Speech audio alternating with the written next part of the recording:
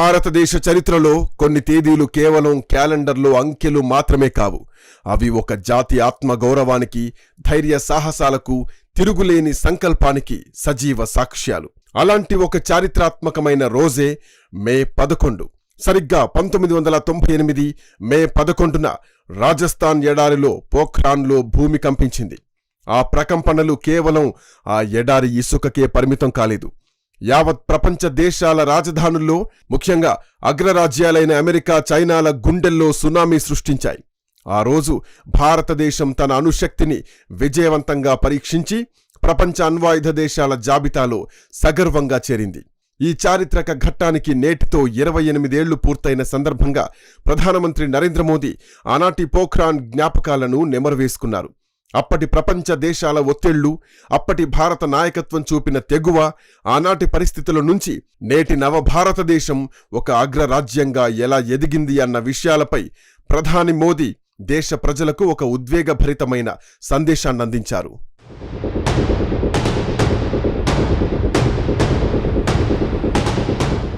అది 1990ల కాలం. ప్రపంచంలో America, Russia, Britain, France, China P5 దేశాలు మాత్రమే అధికారికంగా అణ్వాయుధ దేశాలుగా చలామణి అవుతున్నాయి. ఈ 5 దేశాలు తమ వద్ద వేలాది అణుబాంబులను పెట్టుకుని మిగతా ప్రపంచ దేశాలేవీ అణ్వాయుధాలను తయారు చేయకూడదని, అణు పరీక్ష నిర్వహించకూడదని తీవ్రమైన ఆంక్షలు విధించాయి. ఇందుకోసం సమగ్ర అణుపరీక్షల నిషేధ ఒప్పందం, అణ్వాయుధ వ్యాప్తి నిరోధక ఒప్పందం లాంటి వివక్షాపూరితమైన ఒప్పందాలను తీసుకొచ్చి వాటిపై సంతకాలు చేయాలని భారత్పై తీవ్రమైన ఒత్తిడి తెచ్చాయి.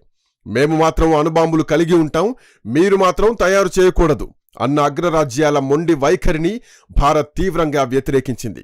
మన పొరుగునే ఉన్న చైనా అణ్వాయుధాలను కలిగి ఉండటం, రహస్యంగా పాకిస్తాన్కు అణు సాంకేతికతను బదిలీ చేస్తూ ఉండడంతో మన జాతీయ భద్రతకు తీవ్ర ముప్పు ఏర్పడింది. భారతదేశం అణు పరీక్షలు జరపాలని భావించిన ప్రతిసారి అమెరికా తన గూఢచారి ఉపగ్రహాల ద్వారా పసిగట్టి తీవ్రమైన బెదిరింపులకు దిగేది. 1995లో అప్పటి ప్రధాని పివి నరసింహారావు అణు పరీక్షలకు సిద్ధమైనప్పటికీ అమెరికా ఒత్తిడి కారణంగా వెనక్కి తగ్గాల్సొచ్చింది. అప్పట్లో ప్రపంచ దేశాల ఒత్తిడి ముందు తలవంచక తప్పని ఒక దయనీయమైన, నిస్సహాయమైన పరిస్థితి మనది.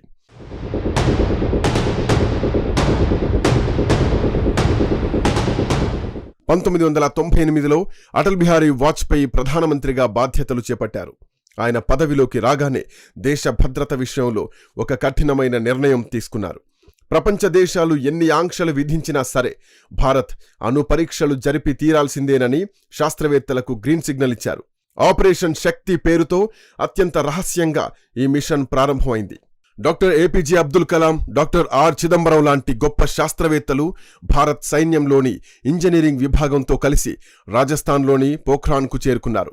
అమెరికా గూఢచారి ఉపగ్రహాల కళ్లు కప్పడం కోసం శాస్త్రవేత్తలందరూ సైనిక దుస్తుల్లో మారుపేర్లతో పనిచేశారు. ఉపగ్రహాలు మన దేశం మీదుగా ప్రయాణించే సమయాన్ని లెక్కగట్టి అవి వెళ్లిన తర్వాత రాత్రివేళల్లో ఇసుక తుఫానులొచ్చే సమయంలో భూగర్భ సొరంగాలు తవ్వి బాంబులనమర్చారు. చివరకు మే 11 మధ్యాహ్నం 3:45 భూగర్భ అణు పేలుళ్లు జరిగాయి. తరువాత 2 రోజుల వ్యవధిలోనే మే 13న మరో 2 పేలుళ్లు జరిగాయి. ఆ పేలుళ్ల శబ్దానికి ప్రపంచ అగ్రరాజ్యాల మైండ్ బ్లాక్ అయింది. తమకు ఏమాత్రం సమాచారం లేకుండా తమ నిఘా నేత్రాలను సైతం ఏమార్చి భారత్ ఇంతటి భారీ ఆపరేషన్ చేయడం చూసి అమెరికా నిఘా సంస్థ CIA సిగ్గుతో తలదించుకుంది.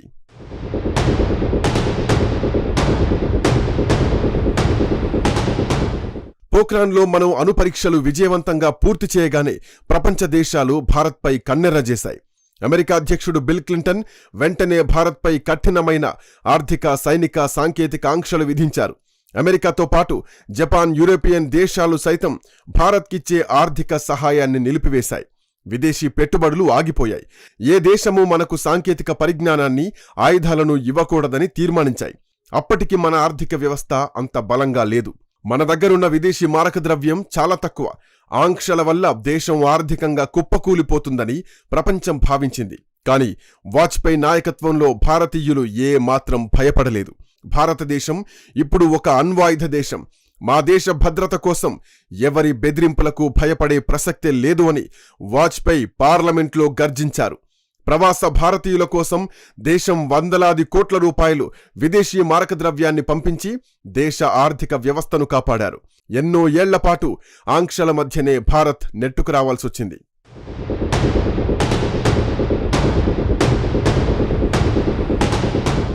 ఈ చారిత్రక ఘట్టాన్ని గుర్తు చేసుకుంటూ నేటి జాతీయ సాంకేతిక దినోత్సవం సందర్భంగా మోదీ ఉద్వేగభరితమైన సందేశాన్నిచ్చారు. ఆనాడు వాజ్పేయి గారు తీసుకున్న ఒక్క ధైర్యవంతమైన నిర్ణయం నేడు భారత్ని ప్రపంచ పటంలో ఎంతటి శక్తివంతమైన దేశంగా నిలబెట్టిందో వివరించారు. దేశ భద్రత కోసం శాస్త్రవేత్తలు చేసిన త్యాగాలను, వారు ఎదుర్కొన్న సవాళ్లను ప్రశంసించారు.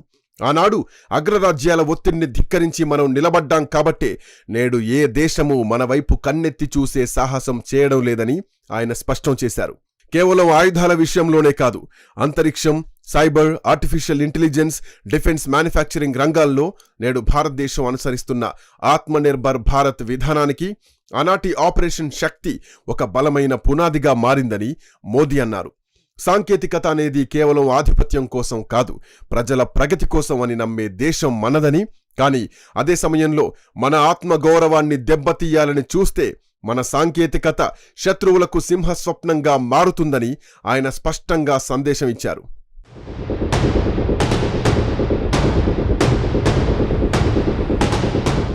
(1998) అణు పరీక్షలు చేసినందుకు ఏ అమెరికా అయితే మనపై ఆర్థిక, సాంకేతిక ఆంక్షలు విధించిందో అదే అమెరికా నేడు మనతో వ్యూహాత్మక భాగస్వామ్యం కోసం వెంపర్లాడుతోంది. మన రక్షణ రంగానికి అవసరమైన అత్యాధునిక జెట్ ఇంజన్లను, డ్రోన్లను మనతో కలిసి తయారు చేయడానికి ఒప్పందాలు కుదుర్చుకుంటోంది. ఆనాడు మనల్ని దూరం పెట్టిన దేశాలే నేడు ఇండో పసిఫిక్ ప్రాంతంలో చైనాను అడ్డుకోవడానికి భారతదేశం మాత్రమే సరైన భాగస్వామి అని నమ్ముతున్నాయి. అప్పట్లో మనం కనీసం తుపాకులు, బుల్లెట్ల కోసం కూడా రష్యా లాంటి ఇతర దేశాలపై ఆధారపడేవాళ్లం. ఎవరైనా టెక్నాలజీ ఇస్తే బాగుండు అని ఎదురు చూసేవాళ్లం. కానీ ఇప్పుడు ప్రధాని నాయకత్వంలో ఆత్మనిర్భర్ భారత్ పుణ్యమాని మన రక్షణ రంగం స్వయంగా సమృద్ధి సాధించింది. ఒకప్పుడు ఆయుధాలు కొన్న భారత్ నేడు బ్రహ్మోస్ క్షిపణులను, తేజస్ యుద్ధ విమానాలను, పినాకా రాకెట్లను ఫిలిప్పైన్స్, ఆర్మేనియా లాంటి డజన్ల కొద్దీ దేశాలకు ఎగుమతి చేసే స్థాయికెదిగింది. ఆనాడు అణుబాంబులను తయారు చేసినప్పటికీ వాటిని ప్రయోగించే అత్యాధునిక క్షిపణులు మన దగ్గర తక్కువగా ఉండేవి. కానీ ఇప్పుడు ఇటీవలే విజయవంతమైన అగ్ని-5 MIRV మిషన్ దివ్యాస్త్ర లాంటి అద్భుతమైన క్షిపణులు మన సొంతం. ఒకే క్షిపణి ద్వారా అనేక బాంబులను వేరువేరు టార్గెట్స్ పై ప్రయోగించగల ఈ పరిజ్ఞానం ప్రపంచంలో కేవలం 5-6 దేశాలకు మాత్రమే ఉంది. స్వదేశీ పరిజ్ఞానంతో తయారైన విమానవాహక నౌక INS విక్రాంత్ లాంటివి మన నావికా దళానికి కొండంత బలాన్నిచ్చాయి. 1998లో అగ్రరాజ్యాలు మనపై సులభంగా ఒత్తిడి తెచ్చాయి. కానీ నేడు భారత్ ఒక స్వతంత్ర విదేశాంగ విధానాన్ని పాటిస్తోంది. రష్యా ఉక్రెయిన్ యుద్ధ సమయంలో పశ్చిమ దేశాలు రష్యా దగ్గర చమురు కొనొద్దని ఎంత ఒత్తిడి చేసినా మోదీ ప్రభుత్వం ఏమాత్రం భయపడకుండా మన దేశ ప్రయోజనాల కోసం రష్యా నుంచి చమురు కొనుగోలు చేసింది. నేడు భారతదేశం ఎవరి ఒత్తిళ్లకు తలొగ్గదు. మన నిర్ణయాలు మనమే తీసుకునే అత్యంత పవర్ఫుల్ పొజిషన్లో ఉన్నాం. అప్పట్లో మన దేశంపై పాకిస్తాన్ ఉగ్రవాదులు దాడులు చేస్తే మనం కేవలం ఐక్యరాజ్య సమితిలో ఫిర్యాదు చేసేవాళ్లం. కానీ ఇప్పుడు మన రక్షణ విధానం పూర్తిగా మారిపోయింది. మన జోలికొస్తే శత్రువుల ఇండ్లల్లోకి దూరి మరీ కొట్టగల రాజకీయ సంకల్పం, సైనిక సామర్థ్యం మన సొంతం.